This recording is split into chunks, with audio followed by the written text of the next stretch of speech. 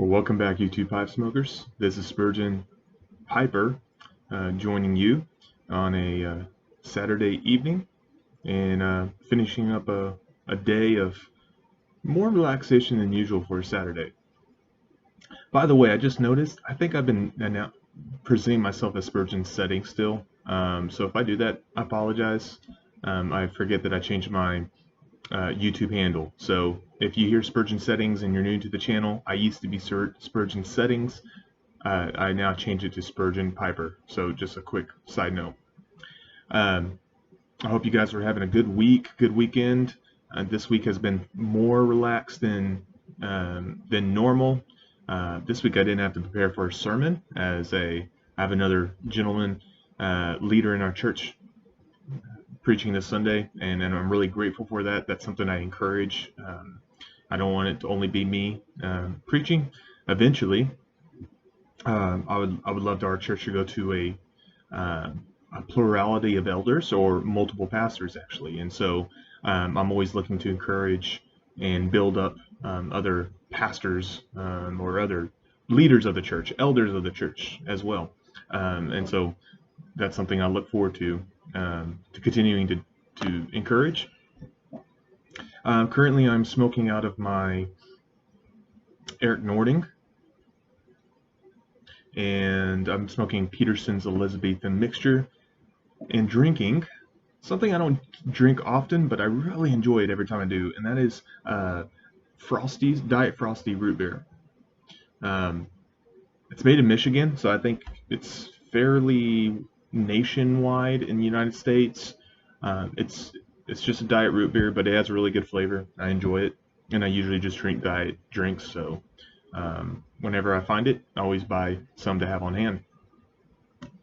I wanted to talk to you guys or bring this topic up, and it's kind of a part two of a video I did about maybe a month ago now. I did a video on picking a pipe to buy and what to look for, so size and shape and those things like that. And it really depends on what you do normally, whether you are someone who usually smokes sitting down, someone who smokes while reading, someone who smokes while you're active, maybe working on a car, mowing, working in the garden, etc. So this is kind of a part two of that, and it's more of picking not only your pipe but tobacco as what to pick when you're about to smoke. This is it, and so it's really kind of hand in hand with picking a pipe to buy. But there may be some differences. I have different pipes. This is a great one to use as an illustration, where it's not great to clench and type, yet I still bought it.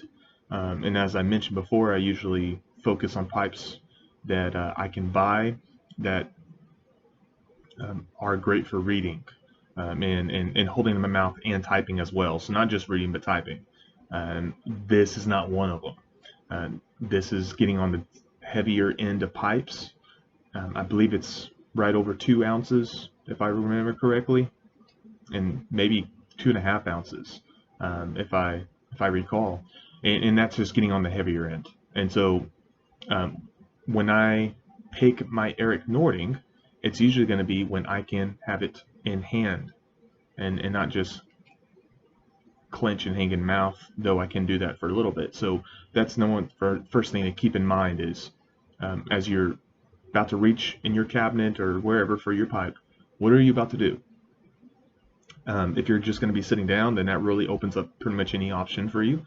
But if you're going to be writing, typing, if you're going to be working with your hands, think of those pipes that you have, even if you don't care for them too much. Maybe they're not your best smokers, but think of those that are going to be more easier on your mouth and your teeth than your larger ones. That's one thing to keep in mind. We want to keep our mouths healthy as well, and so that goes in hand with it. Also,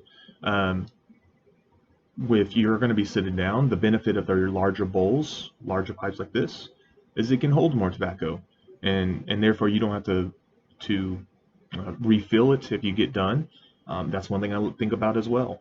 If I'm going to be staying up fairly late at night, I know I can sit down, not have any disruptions.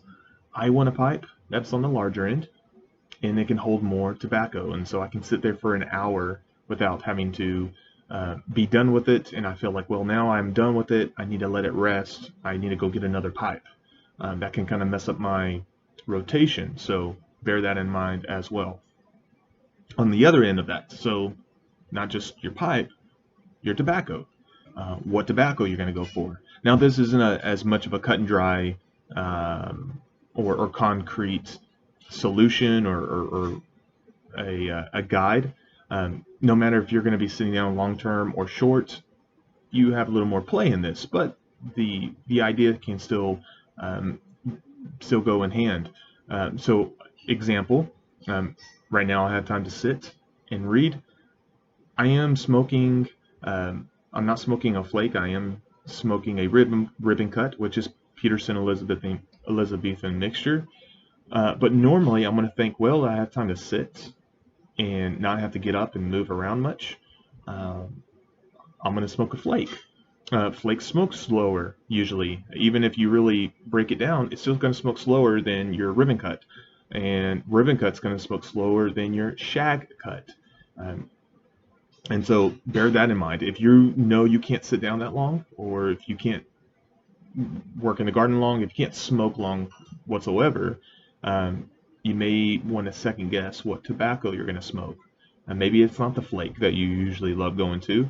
Maybe you're going to go instead with the shag or the ribbon, or the some of the smaller cuts and smaller flakes that you can find, or not flakes, but smaller cuts you find.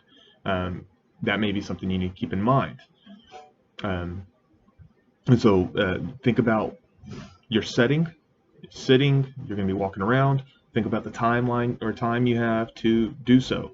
I don't like going back to a pipe or be smoking, set it down, and come back to it an hour or several hours later. I know some do, and I've seen or I've heard some say that you get maybe a superior smoke or a distinct flavor if you come back to it. Let's say you have half a bowl left. I've never found that for me. I don't like the taste. I get that ash taste left in my mouth. And even if I do come back, let's say I did smoke half a bowl, and I come back to an hour or several hours later, I'll scrape off the top of the ash bed, and though that helps with the ash flavor, it's still not ideal.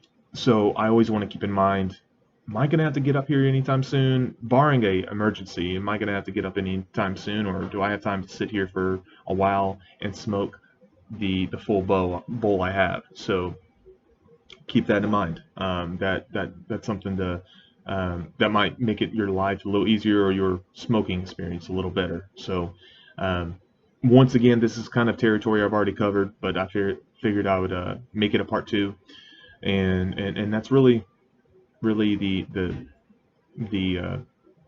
gist of the topic. So as I leave you this evening, I did want to mention, I apologize, my regular routine of videos is not consistent.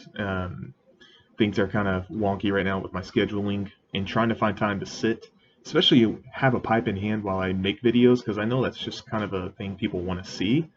So be patient with me on that. I will have at the very least one video a week. Sometimes it'll be 3, and sometimes it'll be 1. And I usually try to aim for 2. If you have video recommendations or requests, let me know.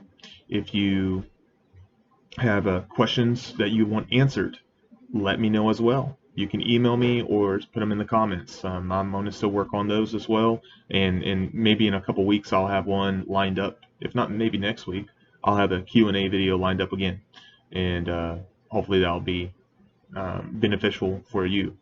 So guys, that's all I have this evening. I hope you all have a great Sunday tomorrow, or this is probably going to go out Sunday night, or Sunday morning.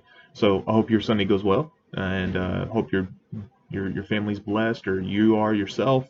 And until next time, we'll talk to you soon.